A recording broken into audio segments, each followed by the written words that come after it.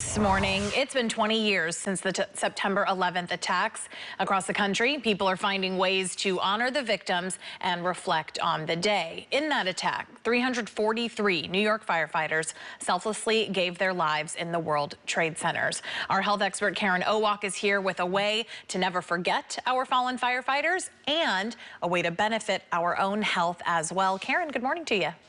Good morning. Talk to me about the stair climb. I saw several friends at home doing stair climbs yesterday. There is a national stair climb, though, next month, right? Well, it's actually going on now, Okay. all across the country. So it is the 9/11 Memorial Stair Climb, and it is a way to honor the firefighters that lost their lives. So what it involves is climbing 110 flights of stairs to symbolize the 110 flights that stairs that are in the World Trade Center. So it's quite an event, and it's happening live in Washington, D.C., New York, Pennsylvania, Washington State, Texas, but not in California. But there are ways to participate even though you're not in a state that has a live event. I know that yesterday here in San Francisco, there was a stair climb that several people participated in. Like you said, though, you don't necessarily have to be a part of a huge group to do it. You can do it on your own. Talk to me about how to get involved. So you can actually participate virtually. So you can go to the national stairclimb.org and actually sign up with a group, sign up individually, sign up with a team. Stairmaster, which is the icon of stair climbing equipment, they actually have a team. You can join a team, or you can, if you can't physically climb stairs, you could be a supporter and support somebody else that's climbing. Do you suggest adding a little bit of weight, like hand weights or ankle weights, to kind of symbolize the amount of gear that our firefighters were carrying on 9/11?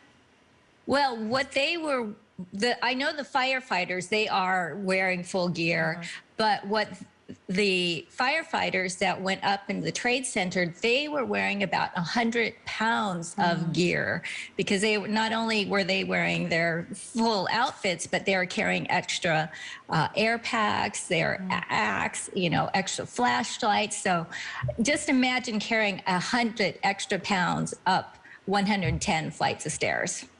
Well, and I mean, stair climbing is not necessarily the easiest of the workouts that you can do, but it is really good for your health. So talk to us a little bit about those benefits. Yes, so it is excellent source of training.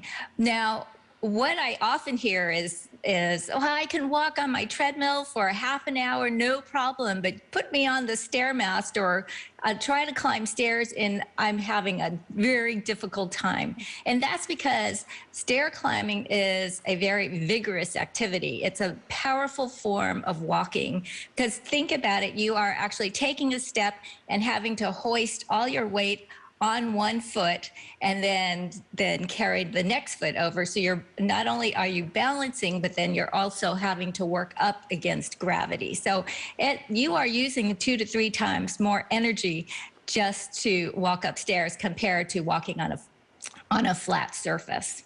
And this really does help against middle-age weight gain. Talk to me about what men who climb 8 more flights a day, how do they benefit here?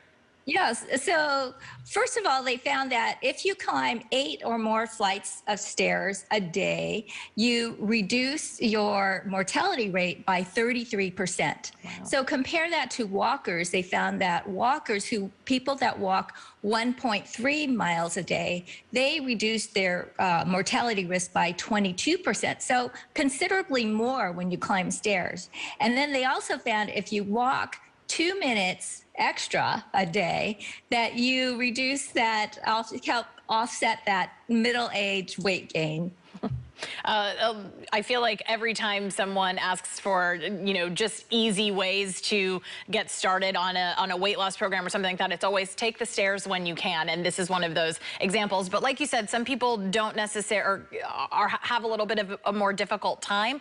Give us some tips on if you're just starting to try and do the stairs, what can you do to make it a little easier for you?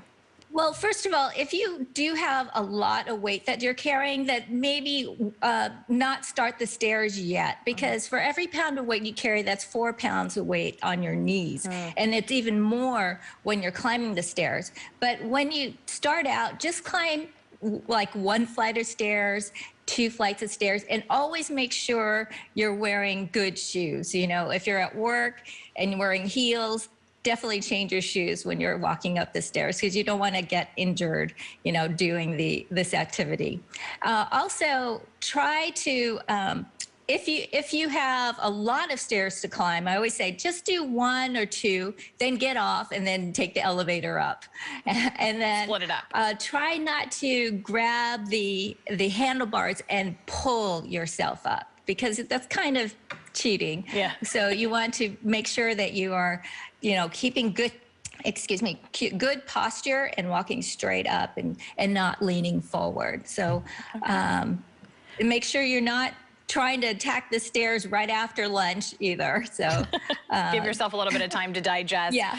Again, if you want to go ahead and be a part of the National Stair Climb, go to nationalstairclimb.org. It is going on now. They're raising funds for fallen firefighter families. Karen, thank you so much for joining us and giving us a little bit of tips on how we can get ourselves started on the stairs. I think it's always a good thing. Right. You have until October 31st to get in all your steps, or your walking, or your running, or your biking. All those things combined. You don't have to just climb the stairs. Good to know. Karen, thanks so much.